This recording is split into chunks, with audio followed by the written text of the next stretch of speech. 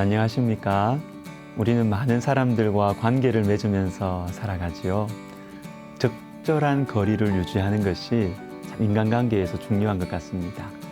우리 시대가 너무 개인주의화되고 코로나로 인해서 사람들 사이가 더 멀어졌기 때문에 친밀하고 가까워질 필요가 있습니다. 그러나 인격과 인격의 관계, 이 인격적인 관계에는 적절한 거리가 필요합니다. 예를 들어서 부모와 자식 관계, 자식을 사랑하는 마음이 지나쳐서 마치 자식의 인생을 내 것인 것처럼 부모가 자식의 미래를 결정하거나 심지어는 결혼한 자식의 가정에 지나치게 간섭하거나 부모의 주장을 밀어붙이는 것은 적절한 거리를 넘어서는 것입니다.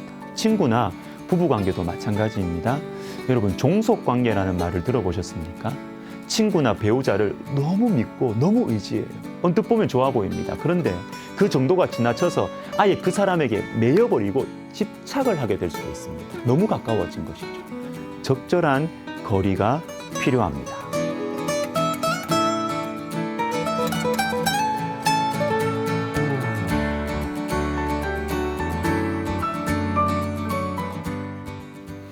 오늘은 하나님과 인간 사이의 거리감을 생각해 보겠습니다. 욥기 35장 6절과 7절을 보십시오. 그대가 범죄한들 하나님께 무슨 영향이 있겠으며 그대의 악행이 가득한들 하나님께 무슨 상관이 있겠으며 7절 그대가 의로운들 하나님께 무엇을 드리겠으며 그가 그대의 손에서 무엇을 받으시겠느냐.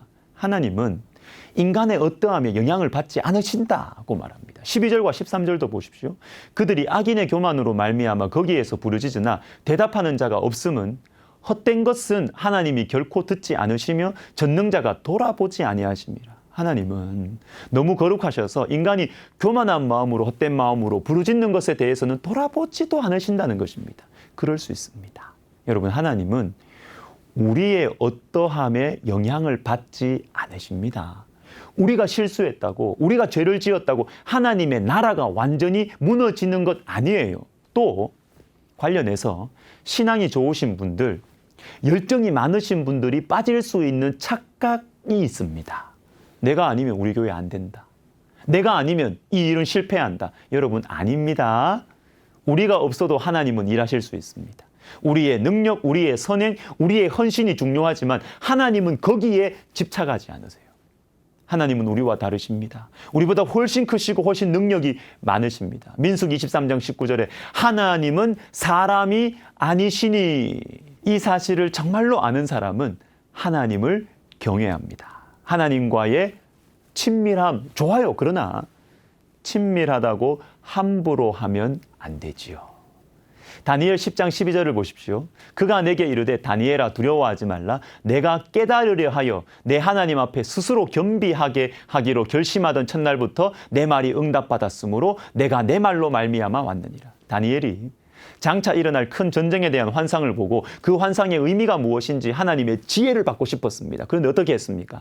깨달으려 하여 하나님 앞에 스스로 겸비했다.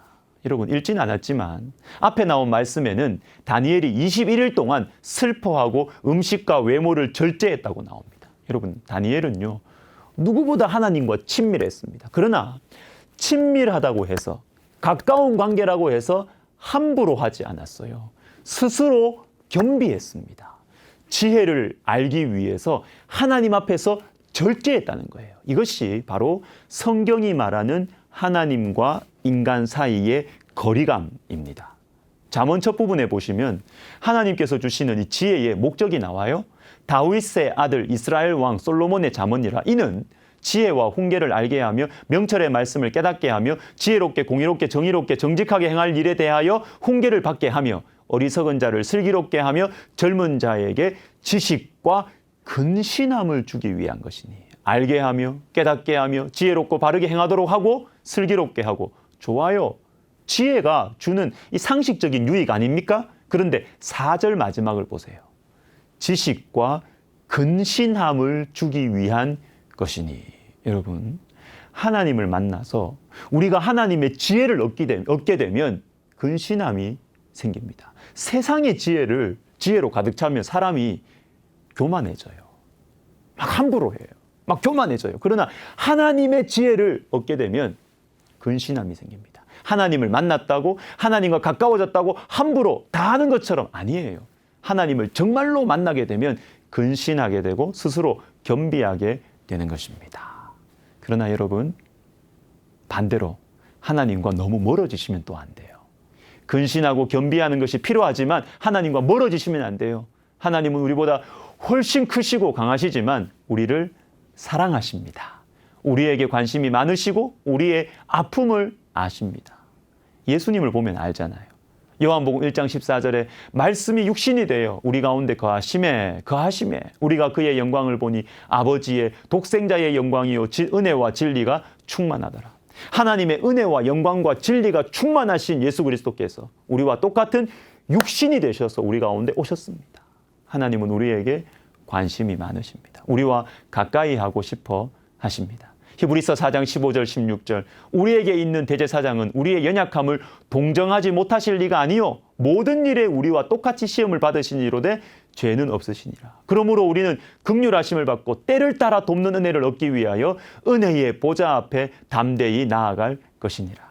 여러분, 예수님은 우리처럼 죄의 본성을 가지고 죄를 짓지는 않으십니다. 그러나 우리의 연약함을 아시고 동정하십니다. 마음 아파하십니다. 도와주십니다. 이 예수님의 품에 안겨서 은혜의 보좌 앞으로 담대히 나아가는 친밀함이 저와 여러분에게 허락되었다라는 것입니다. 사랑하는 성도 여러분, 하나님은 우리와 다르세요. 그러므로 우리 하나님을 두려워합시다. 겸손함과 근신함으로 하나님께서 세우신 교회를 섬기고 세우신 권위자와 하시는 일들을 우리가 그렇게 일하고 섬기십시다. 그러나 우리 잊지 맙시다. 하나님은 우리 곁에, 우리 속에 계십니다. 특히 고난 가운데 계실 때 잊지 마세요. 하나님은 우리의 고통을 아시고 함께 아파하십니다. 여러분을 깊이 영원히 사랑하십니다. 기도하겠습니다. 하나님 아버지, 주님의 말씀이 우리 가운데 이 생명양식 시간을 통하여서 조금씩 쌓이고 쌓여서 우리 하나님과의 적절한 관계, 적절한 거리감을 가지고 주님을 경외하고 또 주님을 사랑하며 살아가는 행복하고 복된 인생 살아가게 하여 주옵소서. 예수님의 이름으로 기도하옵나이다. 아멘.